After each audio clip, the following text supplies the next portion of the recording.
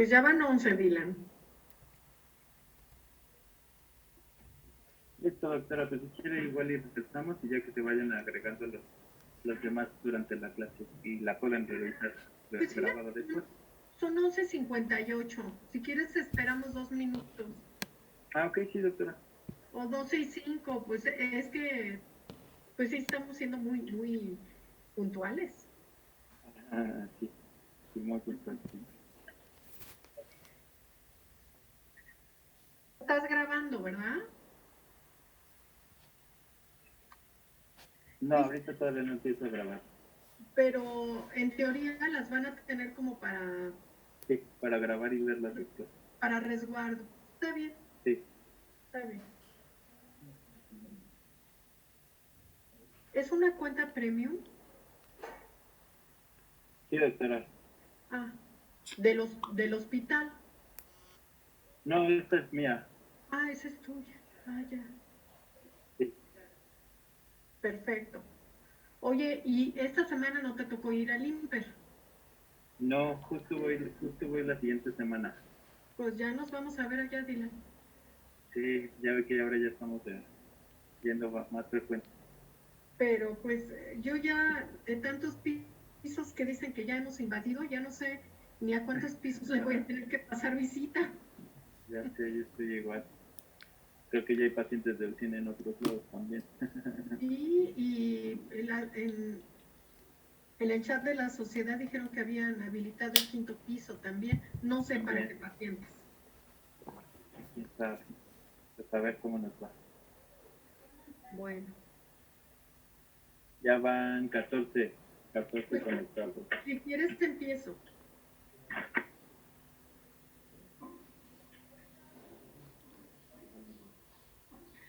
Chicos, enciendan su cámara para verlos, para conocerlos más bien, porque no, con esto del coronavirus no hemos tenido oportunidad de conocernos. Sí me están escuchando, ¿verdad, Dylan? Sí, doctora, ahí la escuchan. Sigue escuchando, doctora.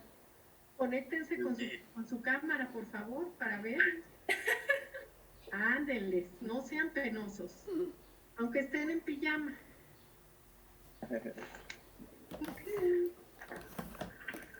¿Por qué se ríe? Díganos. Yo estoy sospechando ahí. Ándenles todos con su camarita encendida.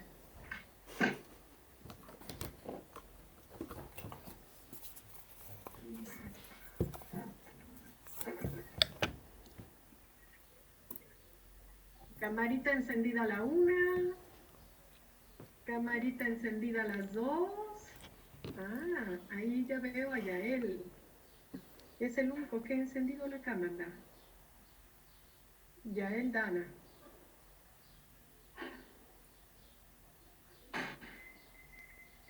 Hola, buenos días. Nomás para ver si ya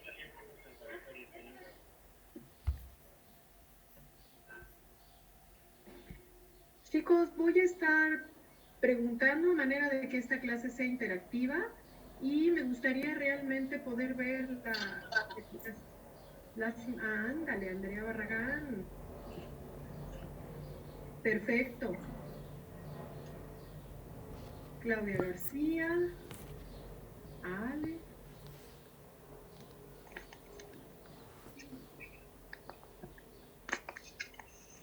Perfecto. Bueno, pues entrando ya en materia, Dylan, ya empiezo, ¿te parece? Mi querido Dylan, ya. Corre videotape. Chicas y chicos, a los que no veo y a las que sí veo, bienvenidos a la clase. El día de hoy vamos a abordar el tema acerca de taller de nutrición parenteral. Y bueno, vamos a ver algunos conceptos generales, seguramente a manera de, permítanme 2 segundos, no me dejen. Es que no me está obedeciendo aquí la presentación para darle el que sigue. Aguántenme, chicos, un instante. Le estoy dando aquí. Ah, ya. Gracias. Bueno, chicos, vamos a abordar los siguientes conceptos de nutrición parenteral. conceptos generales, luego aspectos físico-químicos y de preparación de mezcla, elementos teóricos de los macronutrientes de la nutrición parenteral, y el cálculo de la nutrición parenteral se los dejo para otro momento, ¿ok?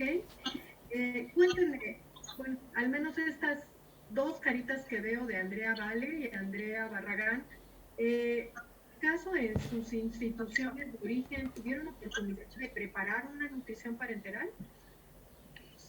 Sí. Pues sí. Las dos. Sí. O sea, ¿no había como que llegaba pizza y las tenía ya todas preparadas? No. Se refiere como a prepararlas. Nosotras no, las pedíamos a una compañía. Perfecto. ¿Y también tú, Andrea? Perfecto. Sí, igual, era con 6. Todos los demás, perfecto. Entonces, creo que esto de prepararlas en forma artesanal ya pasó a la historia, gracias a Dios. Sin embargo, vamos a mencionar algunos conceptos, porque no sabemos de aquí a donde ustedes van a regresar si tengan, digamos, esa necesidad. Permítanme.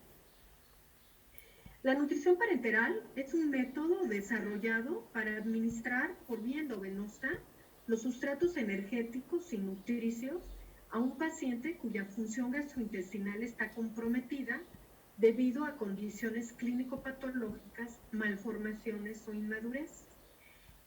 Dicho sea de paso que aquí en el Instituto Nacional de Perinatología lo que más vemos y lo que más enfrentamos es la inmadurez, es decir, la prematurez extrema, y las malformaciones. Y otras condiciones clínico-patológicas, la que resalta es la enterocolitis. Dentro de las indicaciones para empleo de nutrición parenteral están indicaciones médicas y quirúrgicas. Como sabemos, y ya lo acabo de mencionar, la prematurez, la sepsis, la enterocolitis, y dentro de las quirúrgicas, que vamos a ver aquí con mucha frecuencia, la gastrosquisis, las atresias de tipo intestinal, las fístulas traqueoesofágicas, oclusión intestinal, onfalocele, entre otras. Una nutrición parenteral está conformada por 3 macronutrientes importantes: los carbohidratos, lípidos y aminoácidos, y por electrolitos, oligoelementos, vitaminas y agua.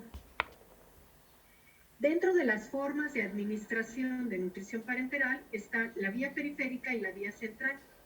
Dentro de la vía periférica, aquí en el Instituto Nacional de Perinatología, utilizamos la nutrición parenteral estandarizada. Y dentro de la vía central, utilizamos por medio de catéter periférico, por medio de catéter central, todas esas nutriciones parenterales que van a dar un soporte nutricio fundamental en el prematuro extremo. En algunos recién nacidos contamos con el catéter umbilical. En otros recién nacidos contamos afortunadamente con el catéter percutáneo, que nos permite inclusive prolongar un poco más ese aporte nutricio tan importante y tan fundamental que ha resultado ser el aporte de proteínas en este delicado grupo de pacientes tan vulnerables. A ver, Andrea Vale y Andrea Barragán. Bueno, ¿han notado ustedes ahorita por la toco? ¿Qué les han explicado de la nutrición parenteral estandarizada? El concepto de nutrición parenteral estandarizada, ¿cuál es el concepto que ustedes tienen?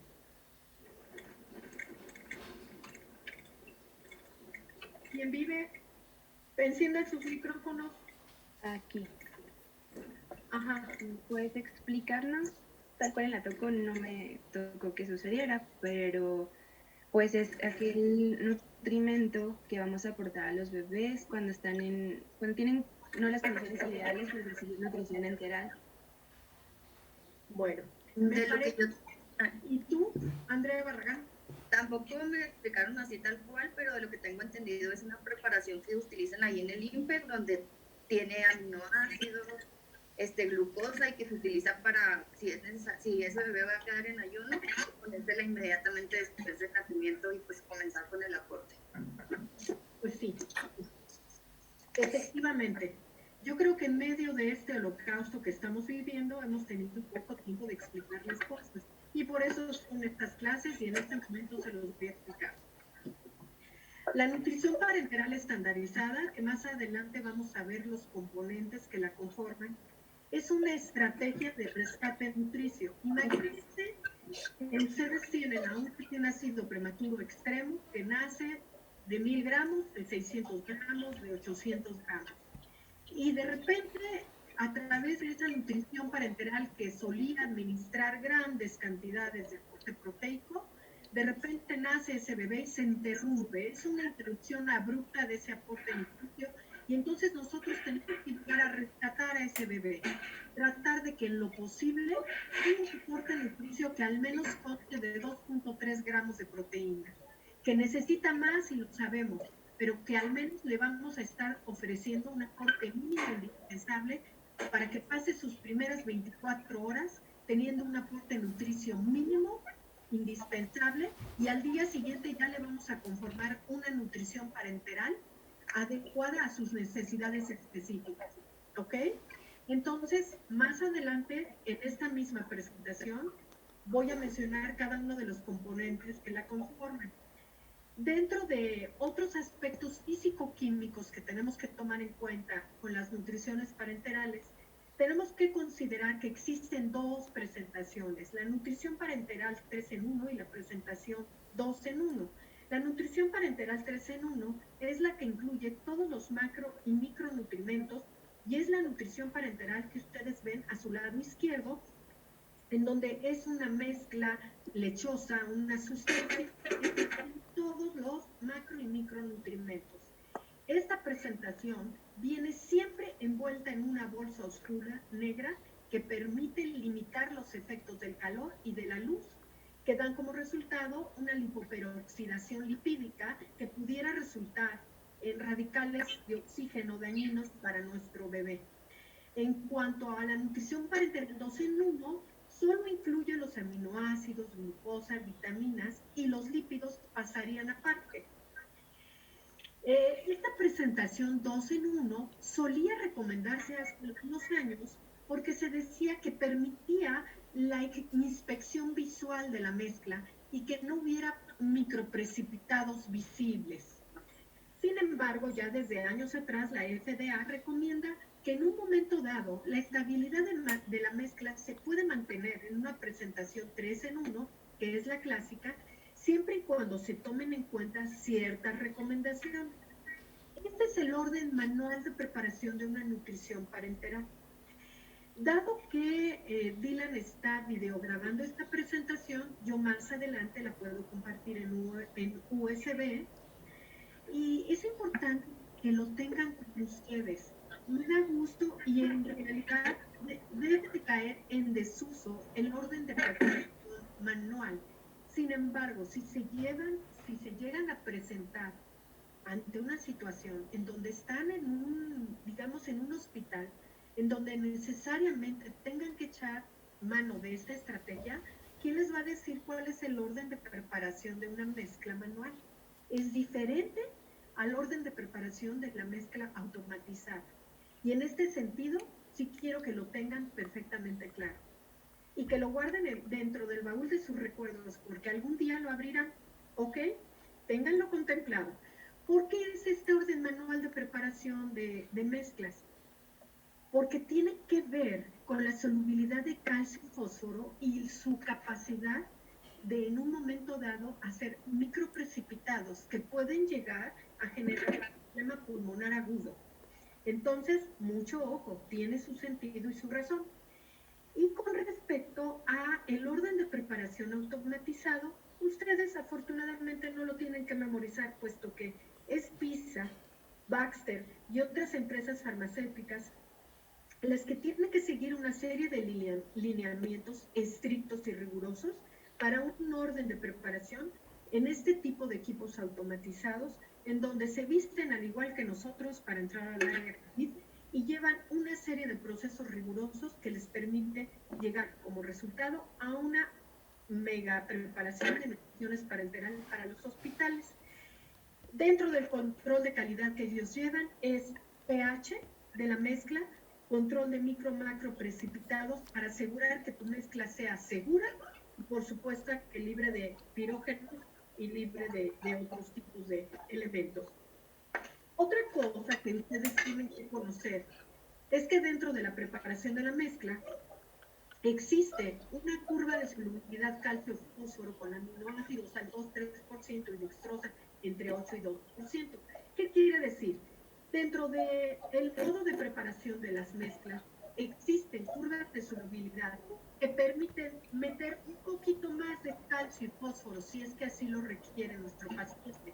Y este tipo de mezclas y de curvas de solubilidad con L-cisteína las tienen en PISA y en Baxter. Entonces, si nosotros lo sabemos, podemos decir, tenemos un niño con hipocalcemia que está requiriendo más concentración de calcio, probablemente podríamos emplear L-cisteína para acidificar aún más la mezcla y que eso permita tolerar una mayor concentración de calcio en nuestra mezcla. Pero si lo sabemos, lo podemos pedir. Si no lo sabemos, pues no lo pedimos. ¿Qué otros aspectos importantes de la nutrición parenteral tenemos que conocer?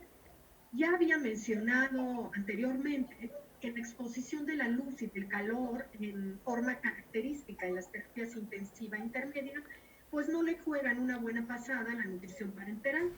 Los recién nacidos prematuros reciben con frecuencia altas concentraciones de peróxidos de fuentes endógenas y exógenas. Se someten a estrés oxidativo.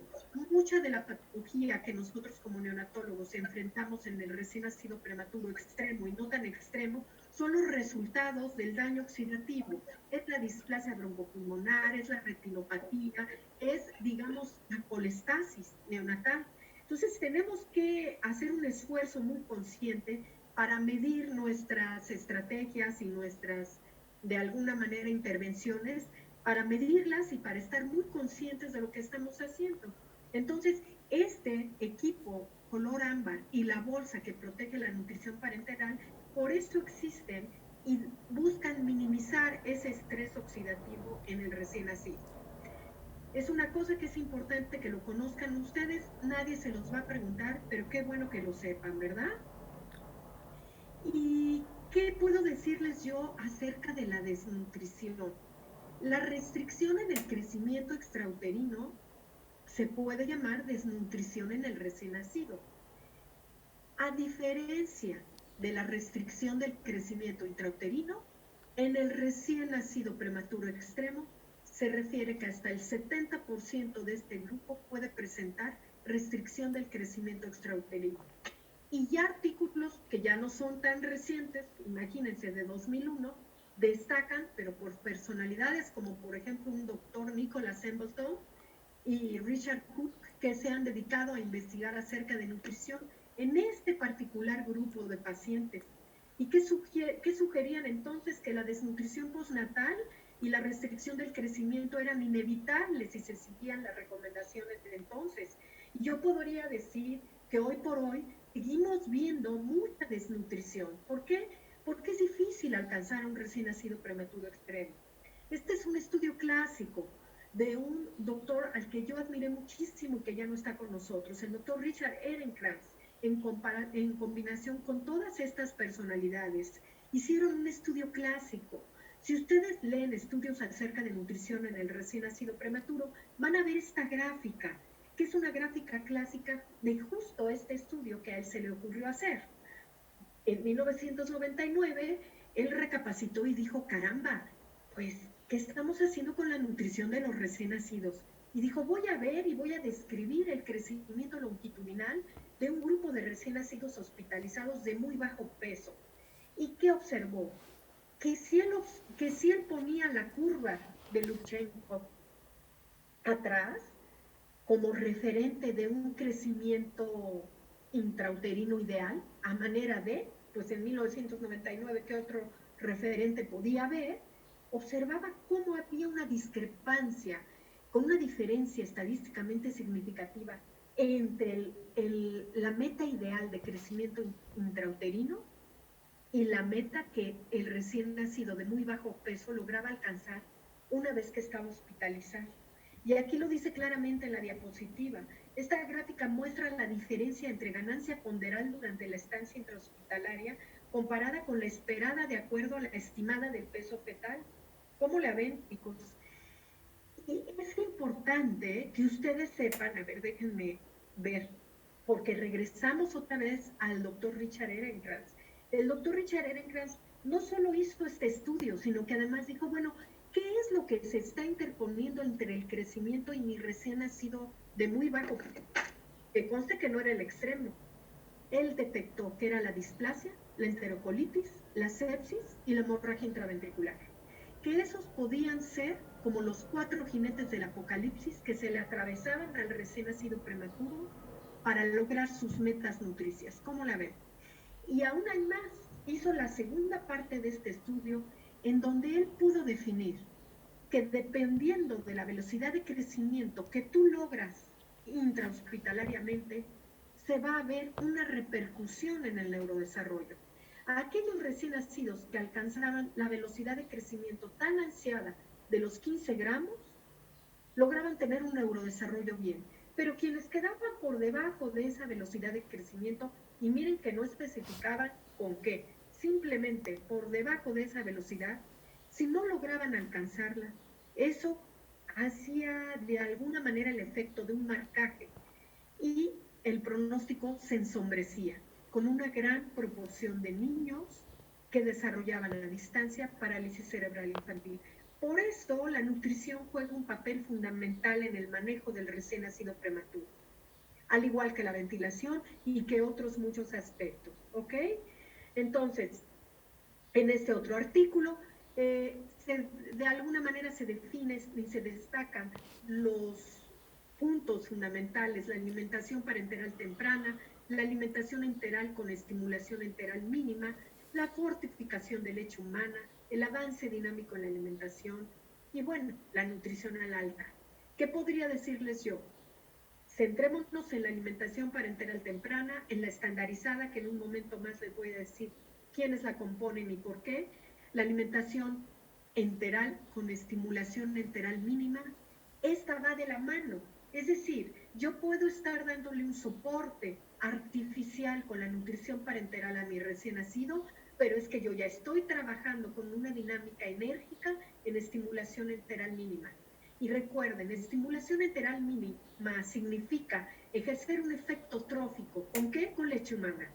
Por eso nos esforzamos que en la terapia intermedia y en la intensiva haya leche humana. En la intensiva es casi un aporte garantizado, porque el banco de leche trabaja 24 horas 7 para que la leche humana, ya sea pasteurizada o de la propia madre, tenga una presencia al 100% en la terapia intensiva. En la terapia intermedia la lucha es ardua, la lucha es más difícil, porque ya tenemos una hospitalización larga y la mamá a veces no tiene ya ese entusiasmo, esa fuerza, es el cansancio, es la desilusión, y con eso nos enfrentamos para que esa madre nos siga dando leche humana.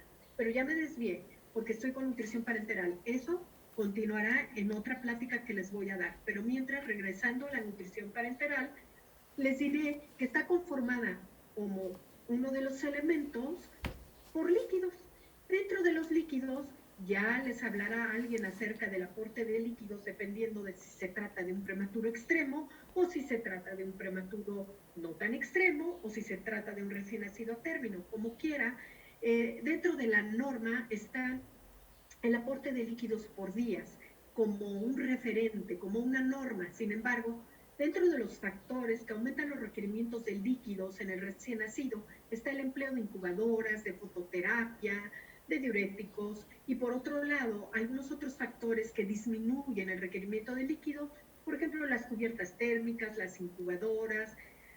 Lo que quiero decir es, el aporte de líquidos es un día a día. Todos los días en el paso de visita nosotros tomamos en cuenta todo este conglomerado de factores para poder determinar cuál va a ser el aporte idóneo. Y yo diría que con lo que más luchamos es con la fototerapia, porque nos mete zancadilla y a veces nos quedamos muy cortos de líquidos y el niño se deshidrata o todo lo contrario. Pero eso es un día a día y ese ajuste lo vamos viendo durante el paso de visita. ¿Qué puedo platicarles acerca de los aminoácidos en la nutrición parenteral, chicos? Los aminoácidos pueden ser esenciales, no esenciales y condicionalmente esenciales. Dentro de los aminoácidos que están todos aquí listados, histidina, isoleucina, leucina, etcétera, tenemos los condicionalmente esenciales. ¿Por qué me voy a referir a ellos? Porque son glutamina, arginina, taurina, y dentro de ellos, en los últimos 15, 20 años, ha habido una serie de publicaciones. Doña Glutamina ha tenido una gran cantidad de publicaciones por el doctor Joseph New, entre otros, que fue un enamorado de la glutamina, publicó cualquier cantidad de artículos, ya sea administrada por vía enteral, por vía parenteral, y le hizo la lucha como no tienen ustedes una idea. Todo esto fue con base a estudios realizados en adultos, adultos con cáncer, adultos quemados, adultos en terapia intensiva, en quienes se observó que al administrar glutamina, ya sea por vía parenteral o enteral, se mejoraba mucho su condición, disminuía mucho la probabilidad de que se infectaran y ejercía un efecto, yo diría que regenerador a nivel intestinal. Imagínense qué importante el papel de la glutamina en adultos, que si no hubiese valido la pena hacer cualquier cantidad de estudios, y sin embargo, el doctor Joseph New, a pesar de todos esos estudios que hizo, vino otra doctora, la doctora Brenda Pondexter, en un artículo multicéntrico en donde definitivamente dijo que creen que la glutamina no sirve igual en el recién nacido. Si bien es cierto que hoy en día la usamos y sabemos que es segura, muchas veces el paciente con intestino corto, sí es cierto, la llegamos a emplear, pero que se sepa que no hay evidencia, pues, que sustente su empleo en el recién nacido. Con la arginina, más adelante les presento un estudio en donde se ha visto que juega un papel en la prevención de enterocolitis. Y con la taurina se reconoce hoy por hoy que entre más taurina tenga nuestra nutrición parenteral, pudiera ser que juegue un papel importante en el efecto de protección del daño oxidativo en nuestro higadito. Desafortunadamente, la presentación de aminoácidos que nosotros llegamos a emplear, que en este caso es trofamine al 10%, contiene solo 0.25 miligramos en la presentación, y pueden ustedes darse cuenta que quizá no es pues una concentración ideal y adecuada, pero bueno, ya hablamos de aminoácidos. No hemos terminado de hablar de todos los aminoácidos. Les voy a decir que trofamine fue diseñado desde un punto de vista metodológico, tomando en cuenta el aminograma de un recién nacido alimentado 100% al seno materno.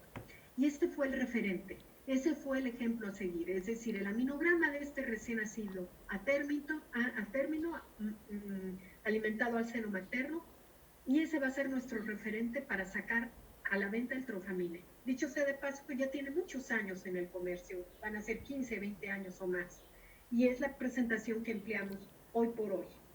Bueno, vamos a hablar acerca de la administración temprana de aminoácidos y cómo mejora el peso en el recién nacido prematuro. Este es un estudio realizado en 2009 con el objetivo de demostrar que la administración de aminoácidos en las primeras horas de vida en menores de 1.500 gramos se asociaría a una menor proporción de infantes por debajo de la percentila 10 a las 36 semanas de edad corregida, comparados con otro grupo que recibieron aminoácidos después de las primeras 24 horas. Y he ahí el fundamento del empleo de la nutrición parenteral estandarizada, chicos. Ustedes pueden observar que es aquí el momento fundamental para que el aporte de aminoácidos continúe. En este mismo estudio, observen cómo compararon el early administration versus el tradicional, y observaron no solo diferencia estadísticamente significativa en el peso, sino su peso en el momento del egreso. Entonces, la alimentación estandarizada está fundamentada en este y muchos otros estudios que han observado el papel fundamental que la nutrición parenteral temprana juega en el recién nacido, sobre todo en el prematuro extremo. Pero yo no dejaría atrás a los niños menores de 1.500 gramos, fíjense.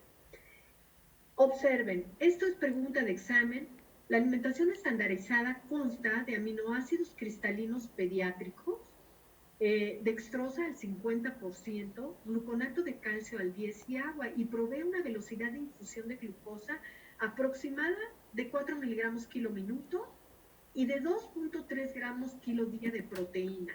He ahí la base, con una osmolaridad de 741 miliosmoles. Bueno, regresando al empleo de trofamine, de aminoácidos. Estos aminoácidos cristalinos se inician en general, sobre todo en el prematuro extremo, entre 3 gramos a 3.5 gramos. Se dice que el aporte máximo puede ser entre 4 y 5 y conservando una relación calorías-nitrógeno entre 150 y 200. El inicio temprano de aminoácidos, bueno, aquí yo creo que esta diapositiva no la actualicé porque efectivamente estamos iniciando a 3 gramos por kilo día dentro de las primeras 24 horas. Y si podemos avanzar a 4, 4.5, se puede hacer. Un BUN elevado es importante que tomemos en consideración cuando estamos administrando aminoácidos, tenemos que tener ciertos controles. Y en este caso es el BUN. Un BUN elevado es de 40 miligramos por decilitro y es característico en la primera semana de vida. Después de eso, un BUN arriba de 20 podría significar un aporte exagerado de aminoácidos o intolerancia, y menos de 5, un aporte insuficiente. Es importante que sepan que este famoso BUN también ha sido utilizado como para medir ¿qué nivel de fortificación de leche humana necesita nuestro recién nacido? De una manera indirecta. Ese tema de la fortificación voy a pedir que me lo pongan porque guarda mucha relación pues con todo este tema de aminoácidos en el recién nacido. Recuerden que nosotros fortificamos la leche humana buscando aumentar el aporte de minerales y proteínas en un recién nacido. Porque recuerden que después de los primeros 15 días, la leche humana de una madre que ha dado, pues, ya sea por cesárea o por parto, ha tenido un recién nacido prematuro, pues durante los primeros 14, 15 días, de alguna manera esa proteína trata de cubrir esa demanda, pero después de los 14, 15 días hay descensos muy, muy importantes de esa leche humana. Y aunque continúa teniendo todos los factores protectores, bioactivos, fundamentales para el neurodesarrollo y crecimiento de ese pequeño, se queda corta, ¿por qué no decirlo?, en cuanto al aporte proteico. Ahí es cuando entra la fortificación de la leche humana. Pero regresaremos a la plática de nutrición parenteral, en donde estaba yo estacionada en el BUM, que es justamente el parámetro que tenemos que buscar y ver, pues para ver cómo está nuestro recién nacido, pues de alguna manera tolerando este aporte de aminoácidos en la nutrición parenteral. ¿Y qué puedo decir de los carbohidratos? Los requerimientos mínimos estimados son en base a la producción endógena de la glucosa, que recordemos que es de 6 miligramos kilo minuto. La fuente de glucosa es la dextrosa monohidratada, que aporta no 4, sino 3.4 kilocalorías por gramo. Recuérdenlo para hacer su cálculo pertinente de nutrición. Se recomienda iniciar a 6 miligramos kilo minuto e incrementar paulatinamente hasta 12.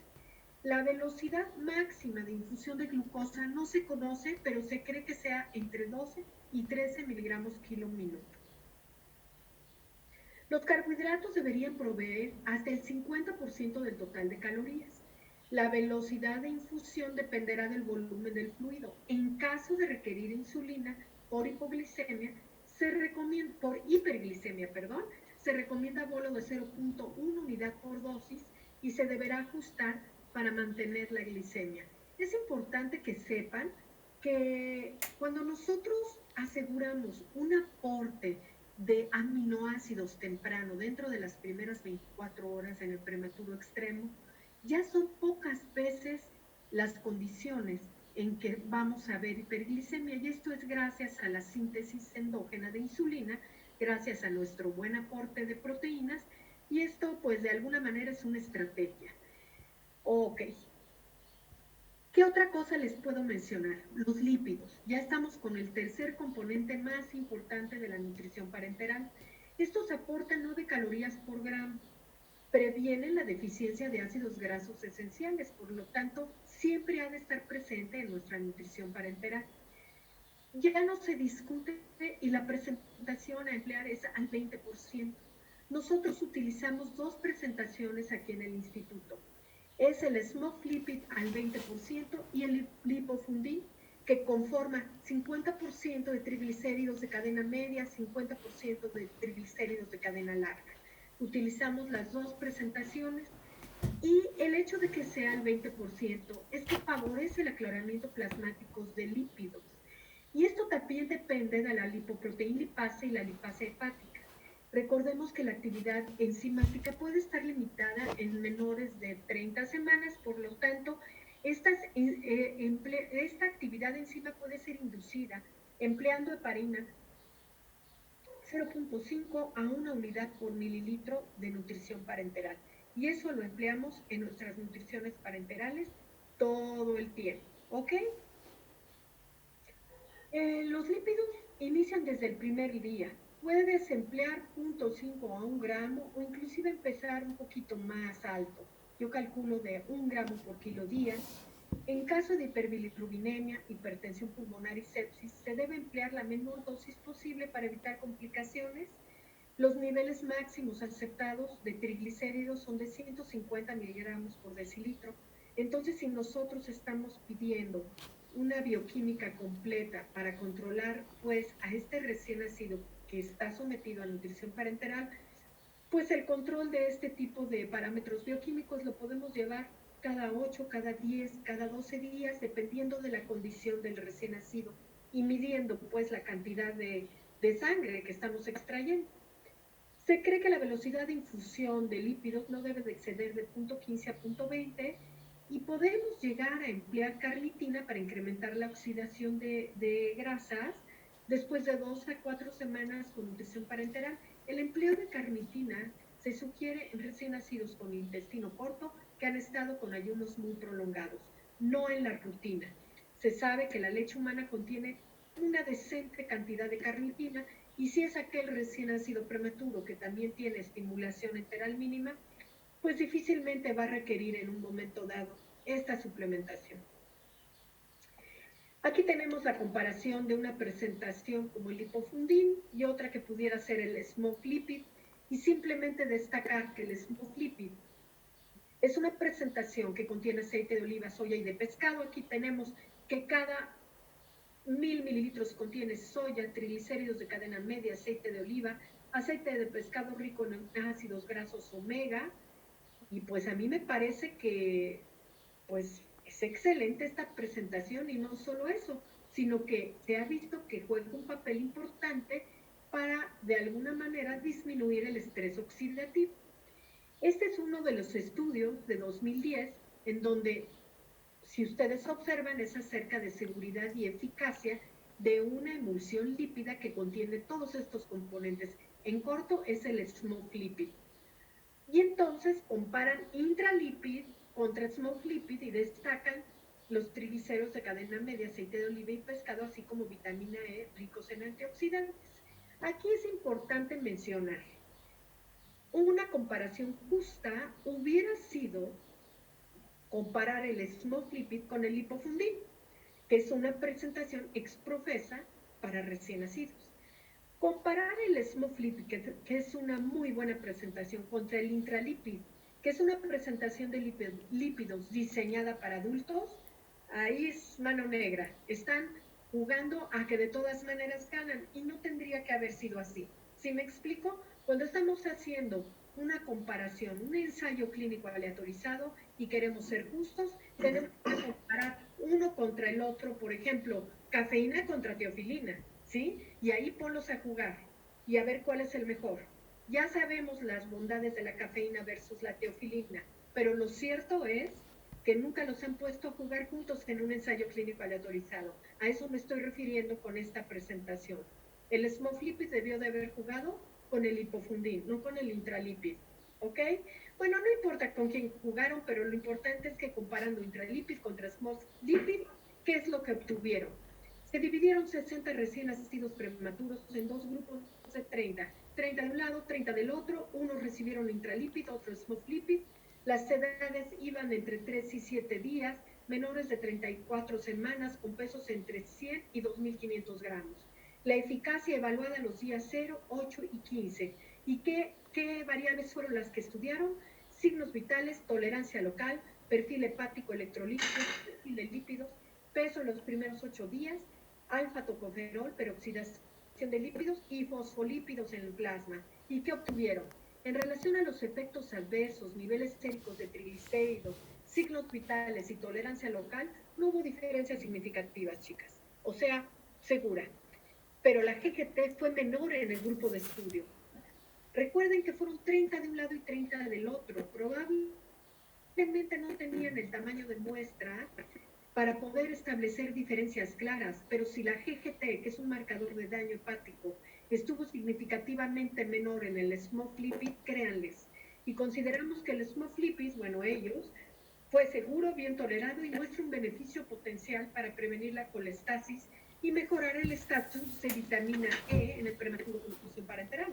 Y ustedes ya saben que el estatus de vitamina E o alfa-tocoferol juega un papel importante para minorar el efecto de daño oxidativo, ¿ok? Vamos. El retiro o cómo descontinuar la nutrición parenteral es un entrejuego dinámico por el escrito ustedes, cómo vamos a ir disminuyendo poco a poco la nutrición parenteral en función del aporte enteral que ya está tolerando el recién nacido. Tradicionalmente aquí en el Instituto Nacional de Perinatología llegábamos a un aporte de 100 de la vía enteral y generalmente tratábamos ya de quitar catéter.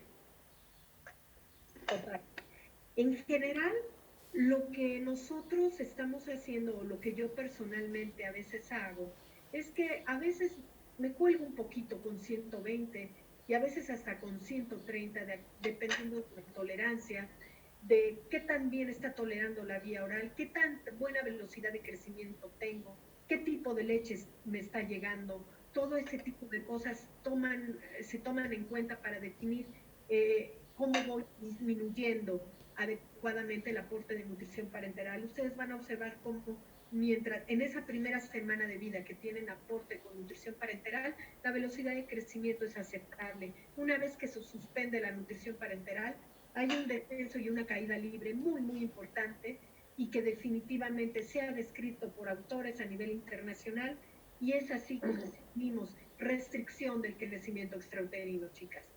¿Cómo van a definir restricción del crecimiento extrauterino? Muy fácil. En el momento del alta, si ese bebé tiene el peso por debajo del percentil 10, es restricción del crecimiento extrauterino, ¿ok? Ya les quedó la definición. Curiosamente, es igual que restricción del crecimiento intrauterino, ¿ok? Entonces ya está para ustedes. Si alguien les pregunta, restricción del crecimiento intrauterino, peso por debajo del percentil 10 en el nacimiento. Y ese tema yo también lo voy a dar. Esa es la definición operacional más elemental. No es tan sencillo. Es motivo de una clase tan larga como esta. Pero es importante que lo tengan práctico. Restricción del crecimiento intrauterino por debajo del percentil 10 en el momento del nacimiento. Restricción del crecimiento extrauterino, peso por debajo del percentil 10 en el momento del egreso. Tenemos dos momentos, en el momento en que nacemos y en el momento en que nos vamos del hospital, ¿ok? ¿Quedó claro, chicas? Solo veo a dos chicas. Sí. Todas las demás, yo no sé si no les sé mover. Ah, Daniela, ya te veo. ¿Te gusta la clase? ¿Están aprendiendo? Ok, va. Electrolitos, chicos.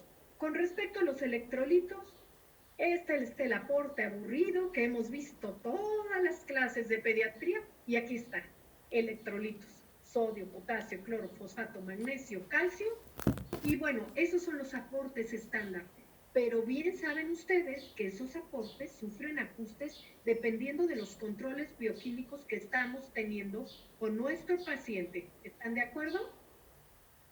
Sí. Quiero oír un sí. Bueno, Con respecto al MBI pediátrico, es un clásico, es un multivitamínico diseñado ex profeso para la nutrición parenteral, cubre el requerimiento de todas las vitaminas lipo e hidrosolubles en el recién nacido a término. En el recién nacido prematuro se queda muy corto con respecto al aporte de vitaminas liposolubles. Y las hidrosolubles, pues es así que, pues realmente a mí las que me interesan para el prematuro son las liposolubles, ¿ok? Entonces, ¿se queda corto? Saberlo para que todas nuestras estrategias nutricias sean dinámicas y enérgicas. ¿Qué puedo decirles de los oligoelementos? Los oligoelementos son muy importantes y sobre todo el zinc. Es importante que sepan que, al menos hasta donde yo me acuerdo, PISA podía darnos un aporte adicional de zinc en forma aislada, sobre todo para el paciente con intestino corto, para el paciente que ya ha hecho una colestasis y que estos oligoelementos pueden resultar dañinos, motivo por el cual cobre, manganeso, cromo, selenio, yodo, se suspende la administración. Durante el manejo de un paciente con colestasis, se suspenden los oligoelementos. Pero el zinc, si nos pueden dar en forma adicional, eso estaría muy bien. ¿Qué les puedo decir? Con respecto a las recomendaciones generales, la fuerza de recomendación y la calidad de la evidencia, la glucosa 6 miligramos kilo minuto y hacer incrementos paulatinos, los aminoácidos iniciar a 3 gramos, digamos que sería el aporte estándar, e ir haciendo incrementos. Los lípidos de 0.5 me parece muy bajo, podríamos iniciar a 1 y la estimulación enteral mínima, recuerden, el concepto de estimulación enteral mínima tradicional en perinato 12.5, a nivel internacional, todo lo que sea menos de 20. Y podemos en un momento dado, acuérdense, dependiendo de la condición clínica del paciente, podríamos iniciar a 20 y ya le ahorramos un día. Acuérdense, entre más dinámica sea toda esta cosa de la nutrición, es mejor para el paciente. Y claro, chicos, ya lo van a vivir.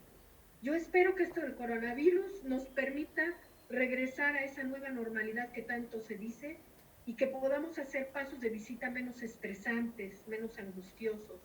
Les puedo decir, complicaciones de la nutrición parenteral asociadas a catéter y complicaciones metabólicas. Asociadas a catéter hay, chicos, que la bacteremia, que si podemos tener una trombosis, extravasación, tamponade cardíaco, hemos tenido.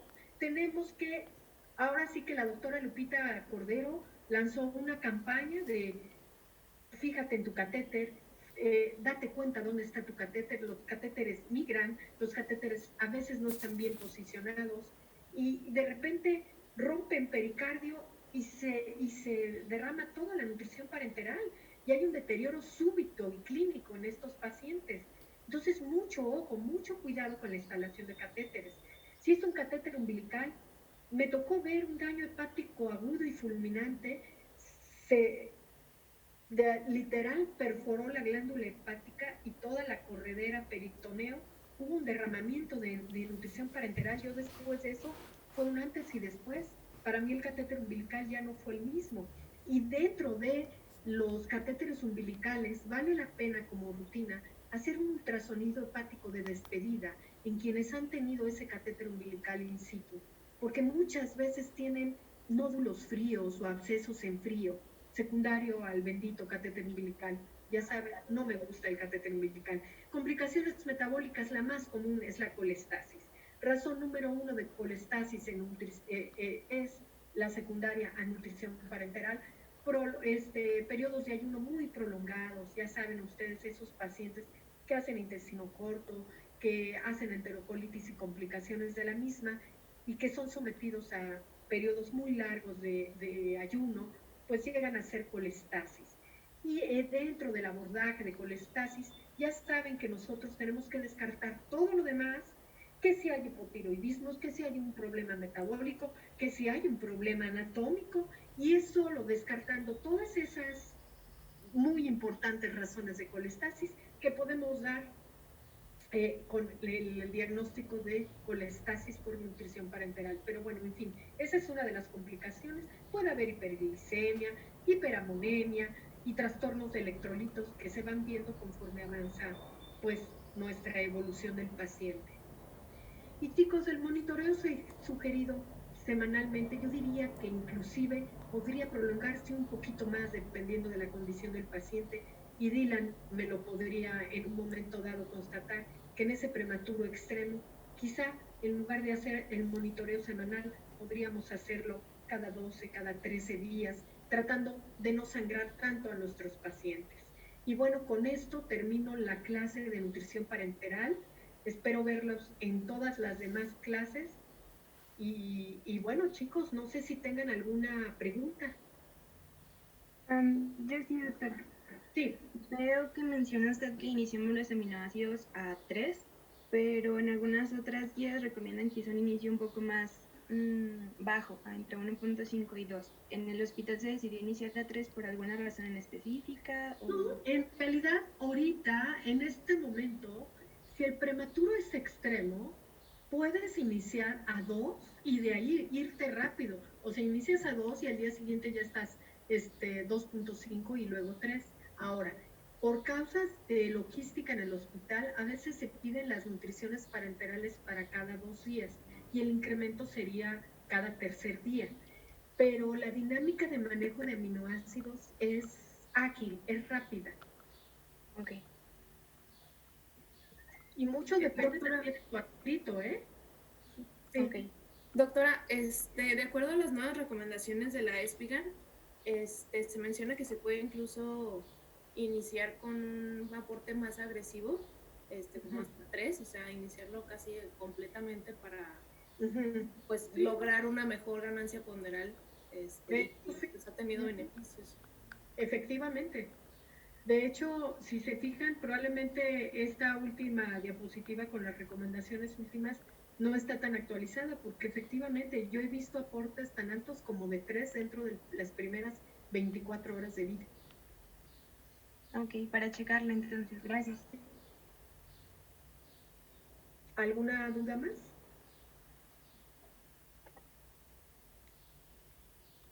Bueno, bonito. Ay, hubo 19 asistentes, chicas. Veo nada más 4 y no sé cómo hacerle para ver a los demás. Pero bueno, apostaré porque sí están todos, ¿eh? ¿Alguna otra duda, chicos? Lo del cálculo dijo que lo vamos a ver después, ¿verdad? Fíjate que lo del cálculo de nutrición parenteral no está propiamente dentro de mi misma plática, porque esta plática la ocupé en un taller de Bebés Sin Fronteras y muchos médicos querían calcular la nutrición parenteral y saberlo hacer. Yo asumo que ustedes ya lo saben, pero si me dicen la próxima clase que me toque, les doy tipo tallercito de cálculo de nutrición parenteral. ¿Qué les parece? Sí, pues sí, con esto de más practicarlo. Sí, por favor. Bueno, pues entonces, que no se hable más, chicas. ¿Mm? Perfecto, gracias. Bueno, pues muchas gracias a todos. Sí, Gracias, doctora. Aquí, ni cómo, Gracias, doctora. Gracias.